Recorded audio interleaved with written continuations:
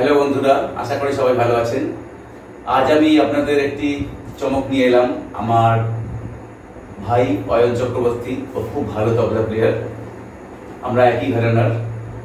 আজ আমি ভেবেছি যে একটু অন্যভাবে আপনাদের এই টিউটোরিয়াল সাজাবো। আজকের ওর মুখ থেকে আজকের এই তবলার বোলবাণীগুলো একটু শুনবেন। আমার তো তবলার বেশ কিছুদিন রেস্টে থাকতে হচ্ছে, আপনারা সবাই জানেন, আমার হাতও দেখেছেন। তাই আমি এভাবে আপনাদের সাথে থাকার চেষ্টা করি।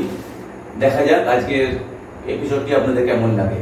অবশ্যই জানাবেন এবং আমাদেরকে আশীর্বাদ দান করবেন যেন আমরা আরও এইভাবে এগিয়ে যেতে পারি আপনাদের পাশে রেখে। আর আমি প্রথমে স্থায়ীটি গাইব। বলে নিই, আমাদের এই বসন্ত উৎসব হিসাবে আমাদের একটি অনুষ্ঠান রয়েছে। তো বেশ কিছু অনুষ্ঠান রয়েছে আমাদের একসঙ্গেই আমরা পারফর্ম করি। আমার সঙ্গে ওই বাজায় তবলা। তো সেই জায়গাটা থেকে রিহার্সালে বসে আমরা ভাবলাম যে একটি আপনাদের সঙ্গে শেয়ার করে নিই বিষয়টি। তো আজকে ভাবলাম এইভাবে এপিসোডটি বানাই। তো সবাই প্রথম থেকে শেষ পর্যন্ত থাকবেন, কোনোভাবে স্কিপ করবেন না, তাহলে বিষয়টি কিন্তু অপূর্ণ থেকে যাবে। ও কিভাবে বোঝাবে আপনারা একটু দেখবেন, ঠেকাগুলি ও সুন্দর করে বুঝিয়ে দেবেন। গানটির সাথে এটি কবির বসন্ত ঋতুর গান। তো এই প্রকৃতি পর্যায়ের এই গানটি দাদরা তালে নিবদ্ধ। আপনারা দাদরা তাল শিখেছেন, আমার টিউটোরিয়ালে বহু জায়গায় দেওয়া আছে। আজ ওর ঠেকাটি একটি মৃদঙ্গের ঠেকা বাজবে, বাউল অঙ্গের গানটা সেহেতু বাজবে। ও ঠেকাটি এক্সপ্লেন করে দেবে। একটুকু ছোঁয়া লাগে, একটুকু কথা শুনি, তাই দিয়ে মনে মনে রচি ফাল্গুনি। একটুকু ছোঁয়া লাগে, একটুকু কথা শুনি, তাই দিয়ে মনে মনে রচি ফাল্গুনি।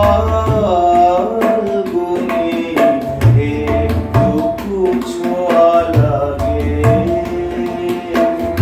একটুকু কথা শুনি। তুমি এক্সপ্লেন করে দাও কি ঠেকাটি বাজালে। তো ঠেকাটি যেমন বললেন যে দাদরা তাল ইতিমধ্যে শিখে রেখেছে সবাই। তো দাদরা তাল ছমাত্রা, কিন্তু এক্ষেত্রে একটু বিশেষ পরিবর্তন আছে, মানে খোল অঙ্গের। অর্থাৎ দাদরা তাল আমরা জানি ধা ধি না না তি না। তো নর্মাল ঠেকার ধা দিন না না দিন না ধা দিন না না, এটা নরমাল ঠেকা। এবারে কোন দিকে বাজাচ্ছে? এইবারে যেটা খোল অঙ্গের হবে সেটা হচ্ছে ঠেকার প্রকার। অর্থাৎ ওই ঠেকাই বিভিন্ন প্রকারে আমরা যখন বাজাই থাকি তাকে ঠেকার প্রকার বলা হয়। তো ওইটা খোল অঙ্গের ঠেকার প্রকারটা হবে দাদরা তাল। যেমন ঠিক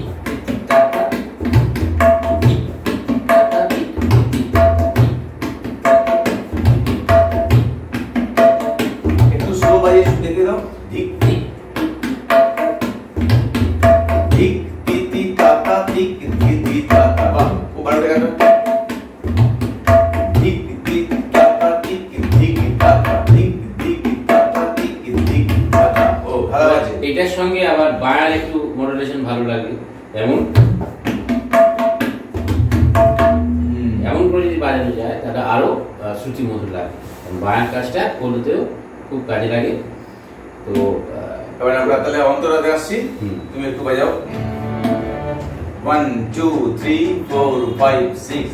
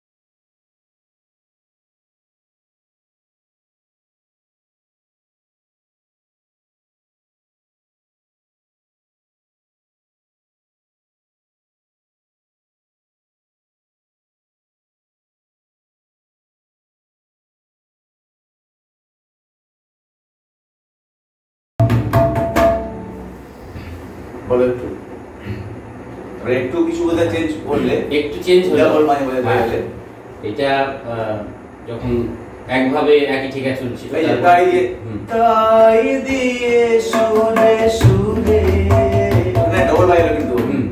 তো মাঝখানে একটু ডবল তো করতেই হয় বাজনার একটা মডুলেশন আনার জন্য, এবং একটু ঠেকার পরিবর্তন হয়েছিল।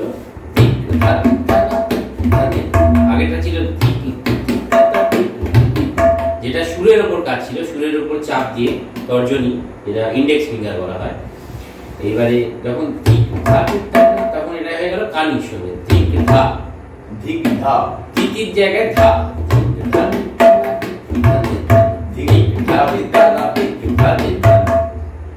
তো এইটা আনার ফলে একটা কিন্তু চেঞ্জ হলো, এবং যেটা শ্রুতির মধ্যে হলো। আমি এই গোলগুলি লিখে দেবো, স্ক্রিনে লেখা থাকবে, ও যেগুলো বাইরে এগুলো আপনারা শুনে শুনে শিখে নেবেন, বারবার চালিয়ে ওর বাজনাটা শুনে নেবেন। প্রথমে স্লো থেকে আস্তে আস্তে বাড়বে, তাহলে হাতে বসে যাবে। সঞ্চারী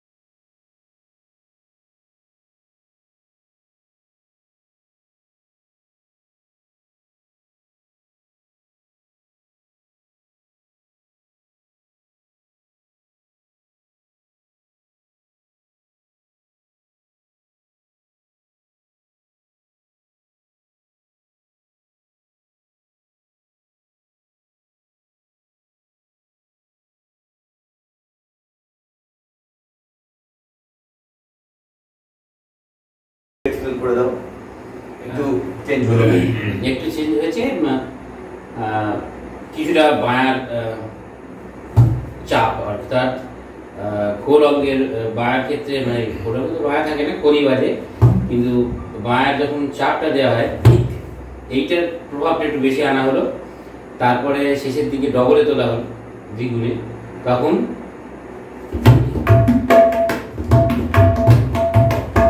ধিনা ধাতে টানা তেত্তা ধানে ধান, এটা হলো শুরুতে ডবলে, শেষে আনা হলো ধিনা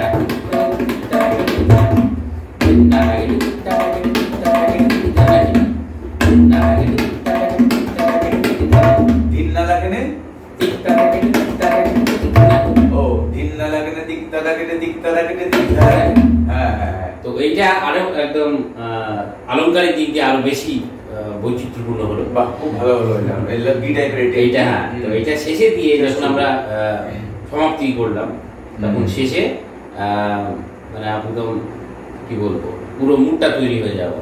থ্যাংক ইউ অয়ন, আজকে খুব ভালো হলো এই গানটি। তোমাকে পেয়ে একটি নতুন ধরনের টিউটোরিয়াল আমার বন্ধুরা দেখলো। মাঝে মধ্যেই তুমি এসো আমার ডাকে, ওদেরকে একটু দেখিও, ওদেরও ভালো লাগবে। আর আপনাদের মতামত জানাবেন, আমার ভাই অয়ন কেমন বাজালো, আপনাদের কেমন শেখালো, নিশ্চয়ই আপনারা কমেন্ট বক্সে জানাবেন। আজ এই পর্যন্ত, আগামীকাল দেখা হবে ঠিক সন্ধ্যে 6টা থেকে 7টার মধ্যে। সবাই খুব ভালো থাকবেন, নমস্কার।